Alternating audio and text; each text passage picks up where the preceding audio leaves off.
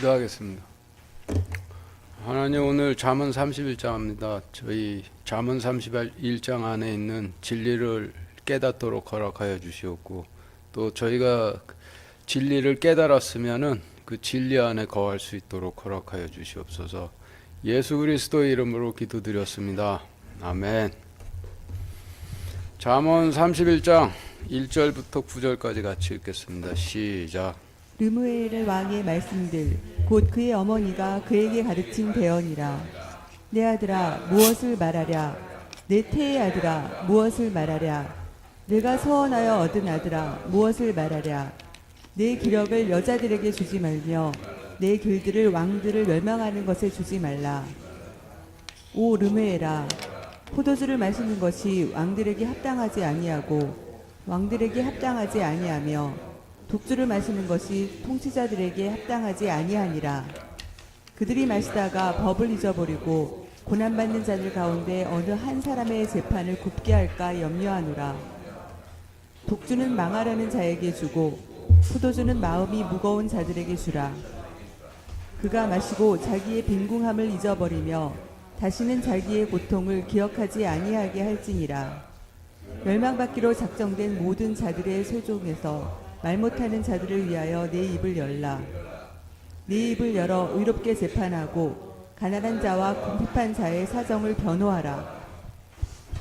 잠언 31장 말씀의 전반부인 1절부터 9절까지 말씀인데, 1절부터 9절까지의 말씀은 르우엘 왕을 낳은 어머니가 자신이 낳은 아들인 르우엘 왕에게 가르친 대언의 말씀이 되는데, 대언이라 함은 인간의 말이 아니라 하나님의 말씀이죠. 하나님의 말씀이니 르우엘 왕의 어머니가 르우엘 왕에게 전해준 말씀이 되는 것이고, 그리고 후반부인 10절부터 31절까지의 말씀은 현숙한 여인에게 주시는 가르침의 말씀인데, 그래서 31장 말씀을 전체적인 구성면으로 본다라면은 앞부분은 남자에게 주시는 가르침의 말씀이 되고, 뒷부분은 여자에게 주시는 가르침의 말씀으로 구성이 되어 있는 것이죠. 그런데 성경에서 남자는 하나님 약속의 씨를 뿌리는 대제사장을 상징하고, 여자는 대제사장이 뿌리는 하나님 약속의 씨로 구원자인 아들을 낳아야 하는 이스라엘 백성들을 상징하니, 잠언 31장 말씀은 결국 신실한 대제사장과 현명하고 성숙한 이스라엘 백성들에게 주시는 가르침의 말씀이 되는 거예요. 1절, 2절 다시 같이 읽겠습니다. 시작. 르무엘 왕의 말씀들 곧 그의 어머니가 그에게 가르친 대언이라. 내 아들아 무엇을 말하랴. 내 태의 아들아 무엇을 말하랴. 내가 서원하여 얻은 아들아 무엇을 말하랴. 예, 지금 읽으신 말씀의 어휘를 좀 정리를 해보면, 여러분들 가지고 계신 교재 표 1과 같은데, 표 1 보시면은 르우엘은 하나님의 친구라는 뜻을 가진 남자 이름으로, 성경에서 남자라 하면 하나님으로부터 약속을 받아 백성들에게로 가 하나님 약속의 씨를 뿌리는 대제사장을 상징을 하는데, 구약시대 때는 구약시대 대제사장의 시조인 아브라함을 포함해 구약의 씨를 뿌렸던 역대 구약시대 대제사장들을 상징을 하고, 신약시대 때는 신약시대 대제사장의 시조인 바울을 포함해 신약시대의 씨를 뿌리는 역대 신약시대 대제사장들을 상징을 합니다. 그리고 르우엘의 어머니는 여자인데, 성경에서 여자라 하면은 대제사장이 뿌리는 하나님의 약속의 씨가 뿌려져 구원자인 아들을 구해 낳은 백성을 여자라 하시니, 르우엘의 어머니는 이전 대제사장이 뿌려준 하나님의 약속을 듣고 믿어서 하나님 약속에 따라 구원자인 아들을 주시길 기도해 모세나 기드온 같은 자신들을 구원해 줄 대제사장을 낳은 이스라엘 백성들을 상징을 해요. 사사기 시대에 이스라엘 백성들이 미디안 족속들의 극심한 수탈로 고통을 받다 과거 대제사장들이 자신들에게 뿌려준 하나님 약속을 믿고 하나님께 자신들을 미디안 족속들로부터 구원해 줄 구원자 보내주시길 구해 기드온을 얻었는데, 이와 같음을 뿌려진 하나님 약속을 믿고 기도해 구원자인 아들을 낳았다라고 표현을 하시는 것이고, 출애굽 때에는 애굽의 학정에 시달리던 이스라엘 백성들이 하나님께서 창세기 말씀을 통해 뿌려주신 약속을 믿고 애굽의 학정으로부터 자신들을 구원해 줄 구원자 보내주시길 구해 모세를 얻었는데, 이와 같음 또한 뿌려진 하나님 약속을 믿고 기도해 구원자인 아들을 낳았다라고 표현을 하시는 것이 되는 거예요. 기드온도 백성들이 약속으로 구해 낳은 구원자인 아들이고, 모세도 백성들이 약속으로 구해 낳은 구원자인 아들이고, 그리스도께서도 약속으로 구해 낳은 구원자이신 아들이신데, 모든 아들들 중 그리스도께서 상속자이신 장자가 되시는 것이죠. 그리고 서원이란 단어의 본뜻은 소원을 세운다라는 뜻인데, 지금 원하는 것을 변치 않고 계속해서 원하겠습니다라고 하는 뜻으로, 지금 제가 원하는 기도로 구하는 소원을 변치 않고 그대로 계속 구하겠다라는 의미가 되는 거예요.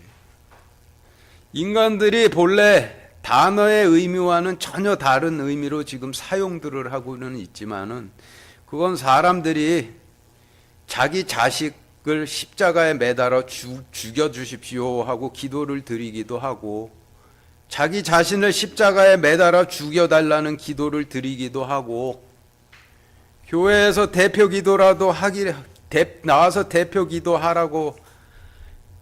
기도라도 하게 되면은 자신이 전혀 원치도 않고, 자신이 그렇게 되기를 바라지도 않고, 자신이 전혀 관심도 없는 것을 이루어 달라 기도를 하기도 하니, 하나님께서 구하라 그러면 주시겠다 주신 하나님 약속과는 전혀 상관없는 이런 기도들로부터 하나님 약속에 따라 구하는 기도를 기도로부터 서원이라 분리를 하시는 거예요. 그래서 서원은 하나님의 약속에 따라 소망을 가지고 구하되 절대 변치 않고 소망을 지키겠다, 기도함을 서원이라고 하는 거예요.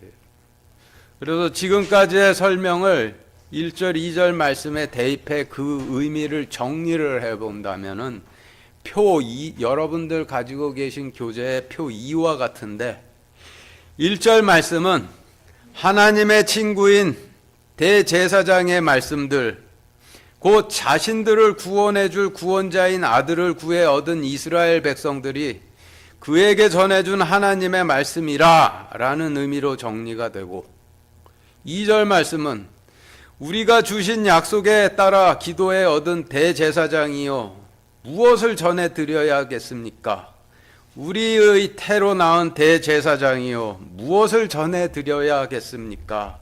우리가 하나님께 주신 약속에 따라 기도해 얻은 대제사장이요 무엇을 전해 드려야겠습니까? 라는 뜻으로 정리가 되죠.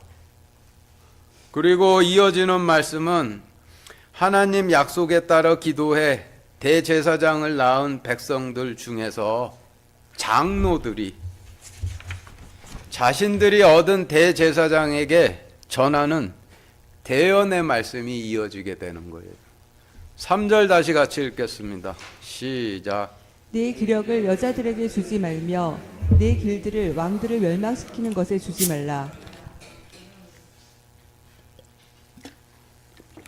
지금 읽으신 말씀의 어휘를 정리해 보면 표 3과 같은데, 첫 줄부터 보시면은 내 기력이라 하심은 대제사장이 백성들에게 하나님 약속의 씨를 뿌리는 노력을 상징하고, 여자들이라 하심은 여자의 복수형인데 한 아내가 아닌 다른 여러 여자들을 의미하는데, 성경에서 여자는 하나님 약속의 씨가 뿌려지는 백성들을 상징을 하니, 한 아내는 하나님으로부터 약속을 받은 대제사장이 뿌리는 하나님 약속의 씨를 사모하는 백성들을 상징하고, 그 반대인 다른 여러 여자들은 씨를 뿌리는 대제사장이 자신들의 남편이 아니라 대제사장이 뿌리는 하나님 약속의 씨를 사모치 않는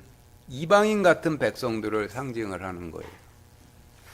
그리고 내 길이라 하심은 하나님으로부터 약속을 받아 백성들에게로가 뿌리는 대제사장이 가는 길을 상징하고, 마지막으로 왕들이라 하심은 이스라엘에서는 왕보다 대제사장이 서열이 높으니, 이게 왕이라 하시면 대제사장을 상징을 하죠.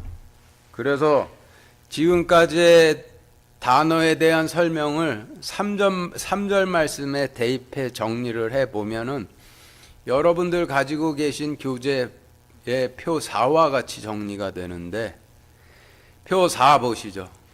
3절 말씀은 내 약속의 씨를 뿌리는 노력을 하나님 약속의 씨를 사모하는 한 아내 되는 이스라엘 백성들이 아니라, 아내가 아니라서 뿌려지는 하나님 약속을 사모치 않는 이방인 같은 백성들에게 주지 말며, 하나님 약속의 씨를 뿌리는 대제사장이 갈 길을 대제사장들을 멸망시키는 것에 주지 말라라는 의미로 정리가 됩니다.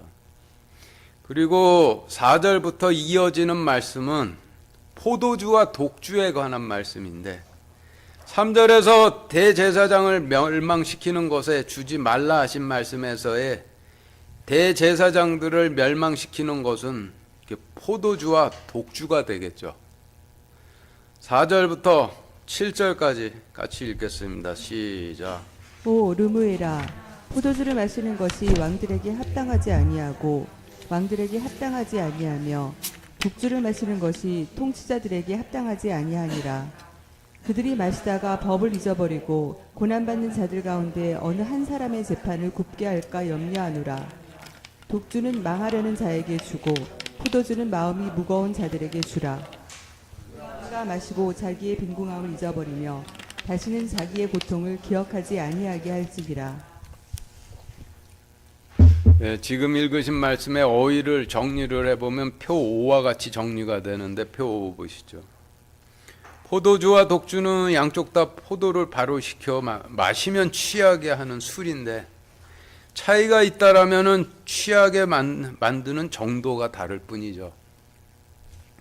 독주는 알코올의 함유량을 높여 한 번 마시면 깨어나질 못하도록 하는 포도주를 의미하는데, 성경에서 포도주는 제단에 바치는 속죄 헌물의 피를 상징을 해요. 요한복음 1장 1절 14절 이어서 같이 읽겠습니다. 시작. 태초에 말씀이 계셨고 말씀이 하나님과 함께 계셨으며 말씀이 하나님이셨더라. 말씀이 육신이 되어 우리 가운데에 거났음에 우리가 그분의 영광을 보니 아버지의 독생하신 분의 영광이요 은혜와 진리가 충만하더라. 지금 읽으신 말씀을 정리해 보면 표 6과 같은데, 그 표 6 보시죠. 하나님께서는 본질적으로는 말씀으로 존재를 하시지만은 인간 세상에 초림하심은 말씀이 육신이 되신 것인데, 말씀이 육신이 되신 이유는 십자가 제단의 속죄 헌물이 되시기 위해 육신이 되신 것이죠. 그리고 이전에 모세를 통해 속죄 헌물에 관한 율법을 주셨는데, 속죄 헌물에 관해 제단에 바치는 속죄 헌물에 관해 주신 율법을 간단히 정리를 해보면은 여러분들 가지고 계신 교재 표 7과 같아요. 표 7 보시죠. 하나님께서 모세를 통해 주신 율법에 따르면은 자신의 죄를 속죄받고자 하는 백성은 성전 제단에 속죄 헌물을 바치라 명령하셨는데, 자신의 속죄를 위해 성전 제단에 바칠 속죄 헌물은 점도 없고 흠도 없는 정결한 어린 양이고, 어린 양의 몸은 살과 피로 이루어져 있죠. 그런데 속죄 헌물인 어린 양을 성전 제단에 바칠 때 어린 양의 살과 피를 같이 바치라 하질 않으시고, 피는 제단 아래 전부 쏟아버리고 살만 바치고 속죄 헌물로 바친 고기는 먹으라라고 하셨죠.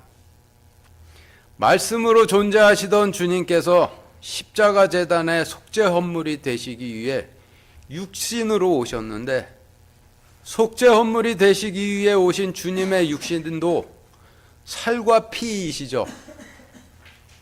그래서 십자가 제단의 속죄 헌물이 되실 때 자신의 살과 피를 십자가 제단에 함께 바치시질 않으시고, 피는 십자가 제단 아래 전부 쏟아버리시고 살만 십자가 제단에 바치셨는데, 그 살은 우리에게 먹으라고 주신 것이 되는 것이죠.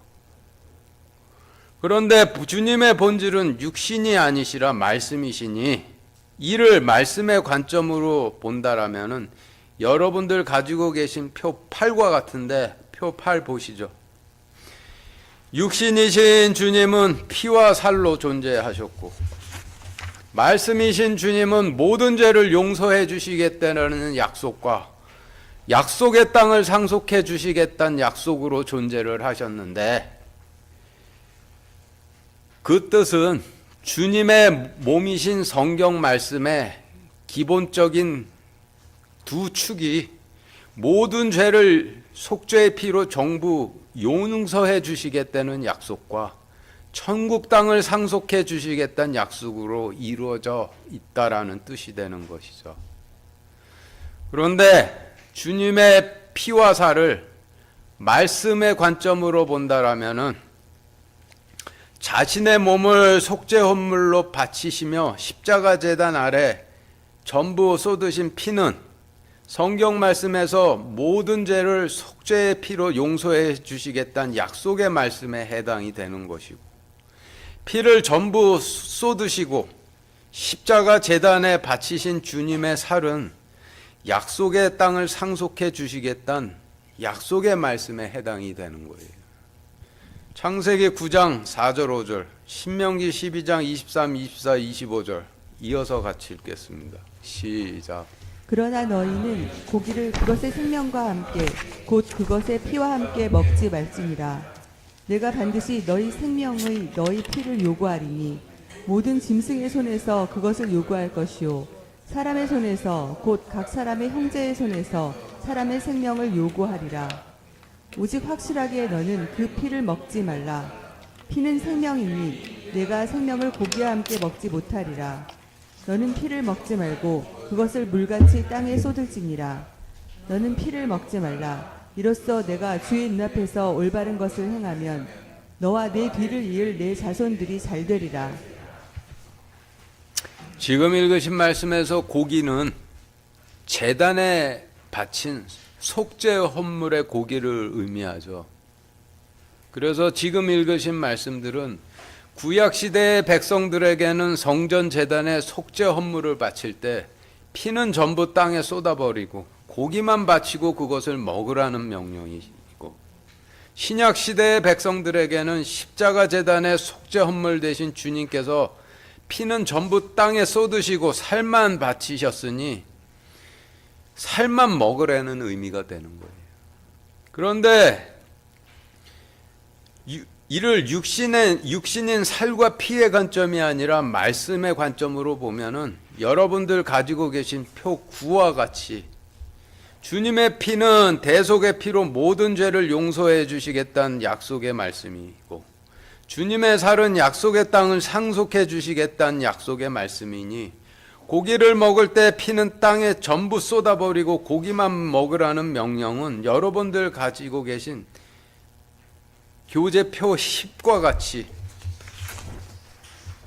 고기를 먹을 때 피는 땅에 쏟으라는 명령은 약속의 땅을 상속해 주겠으니 약속의 땅으로 가서 차지하라는 말씀을 먹을 때는 모든 죄는 속죄의 피로 전부 용서하였다라는 말씀은 전부 땅에 쏟아버리고 먹으라는 뜻이 되는 것이고, 약속의 땅을 상속해 주겠으니 약속의 땅으로 들어가라라는 말씀을 먹을 때 모든 죄는 속죄의 피로 전부 용서받았다라는 말씀과 같이 먹으면은 반드시 화를 당할 거라는 말씀 뜻이 되는 거예요.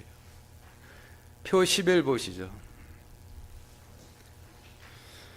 그런데 육신이신 주님의 피는 포도주로 비유를 하고 살은 빵으로 비유를 하시는데, 포도주는 마시면 취하게 하는 성질과 빵은 생명 유지를 위해서 매일 먹어야 하는 성질 때문에 이와 같이 비유를 하시는 거예요.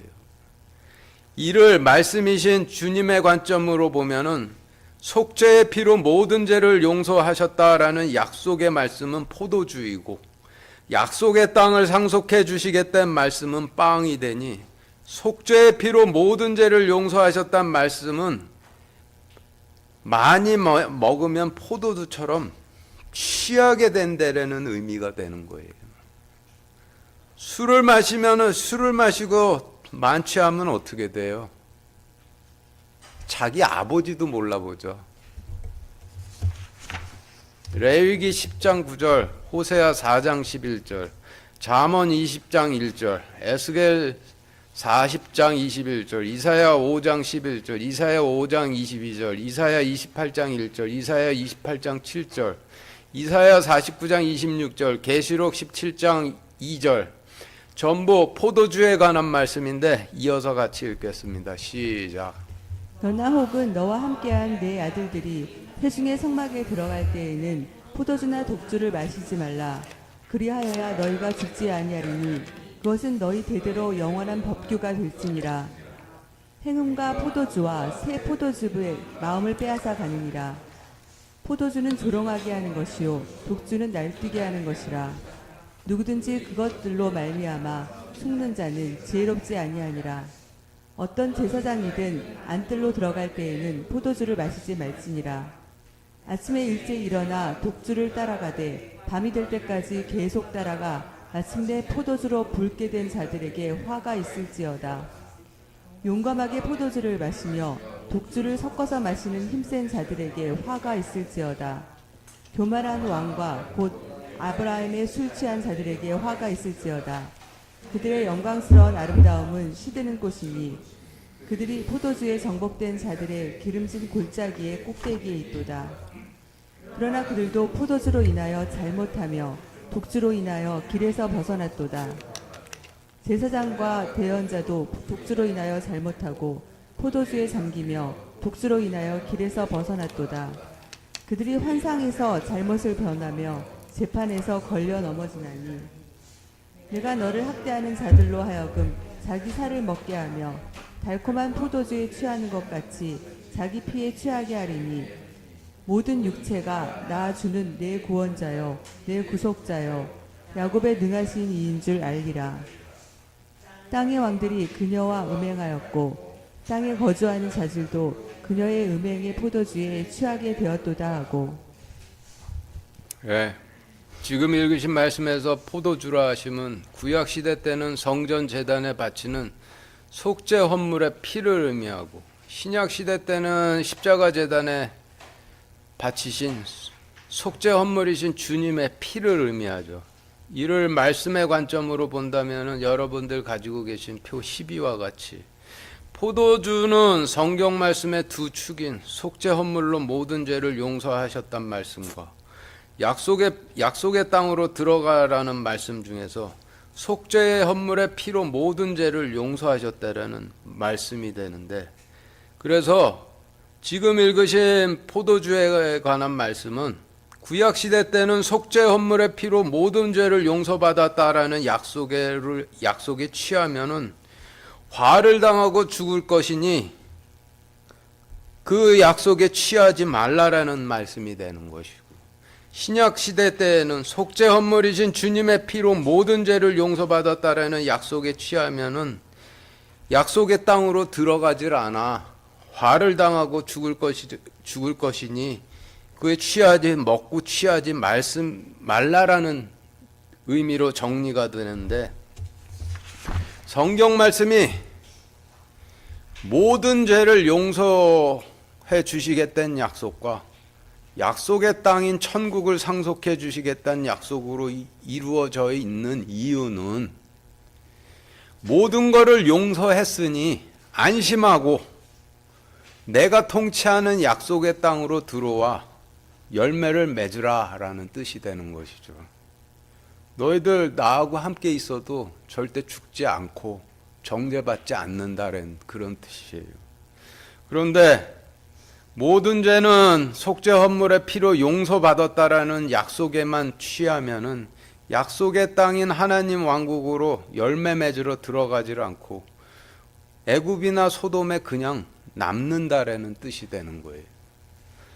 구약 시대의 포도주는 예루살렘 제단에 바치는 속죄 헌물의 피로 모든 죄를 용서받았다는 약속을 상징을 하고, 신약 시대의 포도주는 십자가 제단의 속죄 헌물이신 주님의 피로 모든 죄를 받았다는 약속을 상징하라는데, 구약 시대 때건 신약 시대 때건 속죄 헌물의 피로 모든 죄를 용서받았다는 포도주에 흠뻑 취하면은 약속의 땅인 하나님 왕국으로 열매 맺으러 들어가질 않고 소돔이나 애굽에서 그냥 산다라는 뜻이죠. 구약 시대의 제사장들이 고기를 먹되 피와 함께 먹듯이 약속의 땅에서 열매 맺으라 하시는 말씀을 먹되 제단에 바치는 속죄 헌물의 피로 의롭게 되었던 교리와 함께 먹고 취해서 하나님께서 통치하시는 열매 맺는 약속의 땅은 소돔과 애굽 같은 도시가 되고, 인간으로 오신 자신들의 아버지를 알아보지를 못했죠. 교회 시대 때도 고기를 먹되 피와 함께 먹듯이 이방인들이 사는 약속의 땅으로 가 제자 삼으라라는 말씀을 먹되 속죄 헌물이신 주님의 피로 모든 죄를 용서받았단 말씀과 함께 먹고 취하면은 유일하게 열매 맺을 수 있는 약속의 땅인 이방인들의 땅으로 가서는 애굽 사람들처럼 살다가 주님께서 성령님으로 오셔도 알아보지를 못하게 되는 거예요. 그래서 마지막 때는 순종하며 살다 알아보고 영접하는 사람들은 분리해서 들어 올리시는 것이고, 약속의 땅으로 들어가는 문은 영원히 닫으시게 되는 것이죠. 여러분들 육신으로 하는 동성연애 용서 받을 것 같으세요? 못 받을 것 같으세요? 육신적인 죄는 어떤 죄건 전부 다 용서받는 거예요. 반대로 구원받았다 하는 교인들끼리 자기들끼리만 교회에 모여서 자기들끼리만 씨 뿌리고 이방인들이 사는 사회로 가서는 애굽 사람인 것처럼 사는 것은 용서받을 것 같으세요? 못 받을 것 같으세요? 이와 같음을 영적인 동성연애라고 하시는 것인데, 그것이 약속의 땅인 이방인들에게로 가란 고기를 먹되 속죄 헌물이신 주님의 피로 모든 죄를 용서받았단 말씀과 함께 먹어서 취해서 그렇게 되는 거예요. 마태복음 28장 18절부터 20절까지 같이 읽겠습니다. 시작. 예수님께서 그들에게 나와 말씀하여 이르시되 하늘과 땅에 있는 모든 권능이 내게 주어졌느니라. 그러므로 너희는 가서 모든 민족들을 가르치고 아버지와 아들과 성령의 이름으로 그들에게 침례를 주며 내가 너희에게 명령한 모든 것을 그들에게 가르쳐 지키게 하라. 보라, 내가 세상의 끝까지 항상 너희와 함께 있으리라 하시니라. 아멘.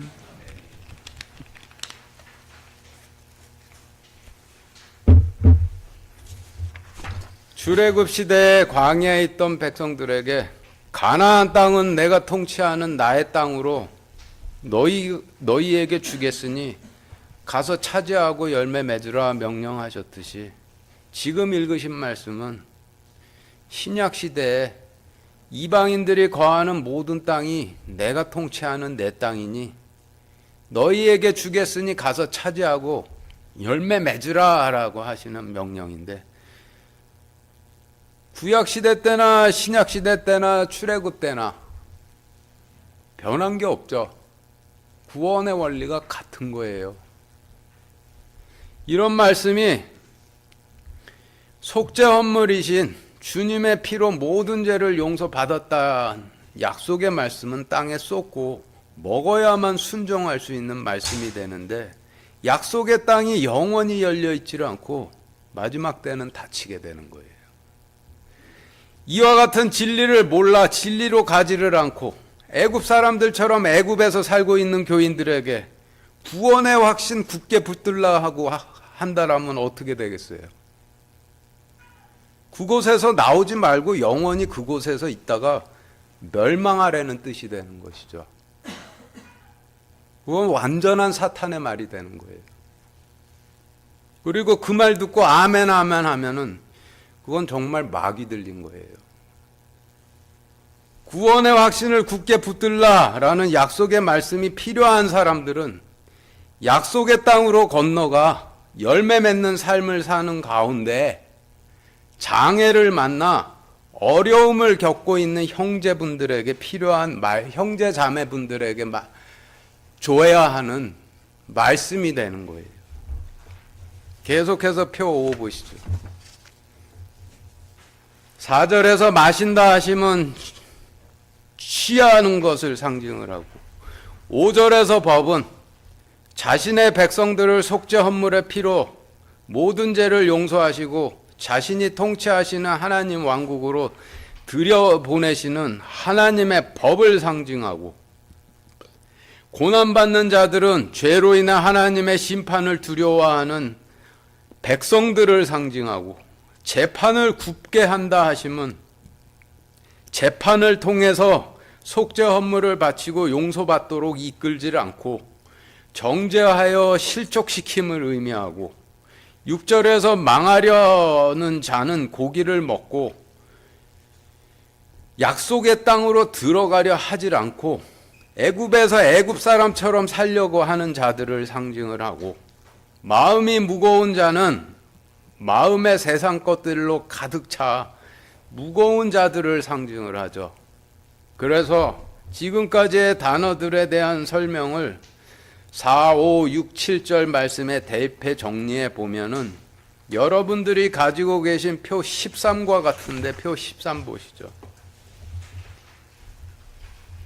4절 말씀은 하나님의 친구라 불리는 대제사장아, 속죄 헌물의 피로 모든 죄를 용서받아 의롭게 되었다는 약속의 말씀에 취하는 것이 대제사장들에게 합당치 아니하고 대제사장들에게 합당치 아니하며 속죄 헌물의 피로 모든 죄를 용서받아 의롭게 되었다는 말씀에 취하도록 만드는 과도한 말씀 해석에 취하는 것이 대제사장에게 합당치 아니하니라 라는 말씀으로 정리가 되고, 5절 말씀은 대제사장들이 속죄 헌물의 피로 의롭게 되었단 말씀에 취해 자신의 백성들을 속죄 헌물의 피로 모든 죄를 용서하고 하나님 왕국으로 들여보내는 하나님의 법을 잊어버리고 죄로 인해 하나님의 심판을 두려워하는 백성들 가운데 어느 한 사람의 재판에서 그가 속죄 헌물을 바치고 용서받도록 이끌지를 않고 반대로 정죄하여 실족시킬까 염려하노라 라는 말씀으로 정리가 되는 것이고, 6절 말씀은 속죄 헌물의 피로 죄를 용서받아 의롭게 되었다는 약속의 말씀에 흠뻑 취하게 하는 과도한 말씀 해석은 애굽이나 소돔에서 살려고 하는 자들에게나 주고, 속죄 헌물의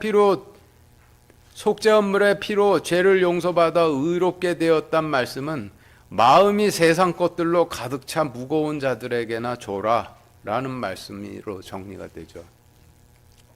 그리고 7절 말씀은 그가 마시고 자기에게 생명의 말씀과 구원의 의가 없음을 신경 안 쓰고 잊어버리며 다시는 자기가 죄의 노예살이하는 고통을 기억하지 아니하게 할지니라 라는 말씀으로 정리가 돼요. 8절 9절 같이 읽겠습니다. 시작. 멸망받기로 작정한 모든 자들의 소송에서 말 못하는 자들을 위하여 내 입을 열라. 내 입을 열어 의롭게 재판하고 가난한 자와 궁핍한 자의 사정을 변호하라. 지금 읽으신 말씀의 어휘를 정리해 보면은 표 14와 같은데 8절 말씀에서 멸망받기로 작정된 모든 자들은 율법으로 심판되어질 수밖에 없는 모든 이스라엘 백성들을 상징을 하고, 말 못하는 자들은 하나님 말씀을 몰라 죄에 대해서 어떻게 대응할 줄을 모르는 불쌍한 이스라엘 백성들을 의미하고, 의롭게 재판하라 하심은 죄를 분명히 드러내 알도록 하려는 의미이고, 가난한 자와 궁핍한 자는 빵과 옷이 없는 자들로 하나님 말씀과 구원의 의를 못 가진 자들을 의미하고, 사정을 변화하라 라는 말씀은 속죄 헌물을 바쳐 변호하여 그들을 약속의 땅으로 이끌라 라는 의미이죠. 그래서 지금까지의 어휘에 대한 설명들을 8절 9절 말씀에 대입해 정리를 해보면은 여러분들 가지고 계신 교재 표 15와 같이 8절 말씀은 율법으로 멸망받기로 작정된 모든 이스라엘 백성들의 소송에서 하나님 말씀을 몰라 죄에 대해 대응 못하는 이스라엘 백성들을 위하여 내 입을 열라 라는 말씀으로 정리가 되고, 9절 말씀은 내 입을 열어 죄를 분명히 깨닫도록 하고 빵과 옷이 상징하는 하나님 말씀과 구원의 의를 못 가진 백성들의 사정을 속죄 헌물을 바쳐 변호하여 그들을 약속의 땅으로 이끌라라는 의미로 정리가 되죠. 마치겠습니다.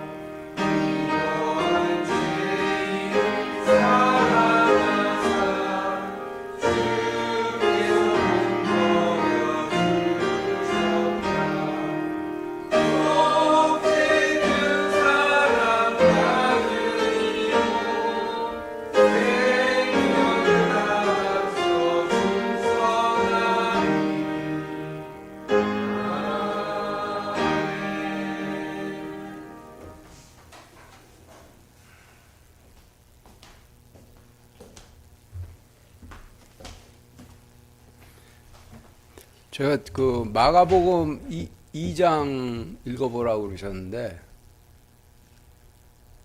그 마가복음에서 마비병 들린 환자가 고기를 먹되 피와 함께 먹은 사람이에요.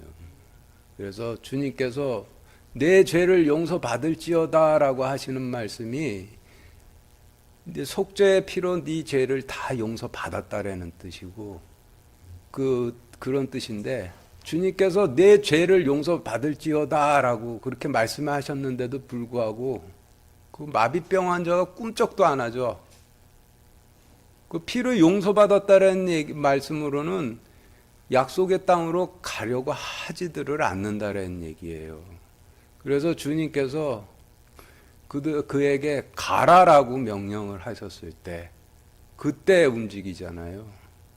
그래서 가라라는 말씀을 먹었을 때 약속의 땅으로 열매 맺으러 들어간다라는 그런 의미를 갖고 있는 말씀이 되는 거예요. 기도하겠습니다. 하나님, 저 오늘 그 잠언 말씀을 통해서 저희가 그 하나님의 그 약속을 사랑함을 알게 하여 주셔서 감사드립니다. 저희가 하나님께서 주신 약속의 땅에 대한 그 약속의 땅을 사모하고 또 하나님께서 반드시 열매 맺게 해 주시겠다고 약속해 주신 그 약속을 사랑할 수 있도록 허락하여 주시옵소서. 그리고 그 약속의 땅은 이방인들이 있는 땅이니 저희 주변에 있는 이방인들에게 가서 하나님 약속의 씨를 뿌려서 하나님께서 기뻐하시는 그 열매를 맺을 수 있도록, 그리고 또 저희 또한 뿌리면서 또 열매가 맺어질 수 있도록 허락하여 주시옵소서. 저희가 아주 미흡하고 부족한 아주 전적인 죄인들입니다. 그래서 저희가 하는 것이 참으로 이렇게 딱하지만은 하나님께서 다 용서해 주셨다라는 그 약속을 믿고 저희가 담대하게 나가서 씨를 뿌릴 수 있도록 허락하여 주시옵소서. 예수 그리스도 이름으로 기도드렸습니다. 아멘.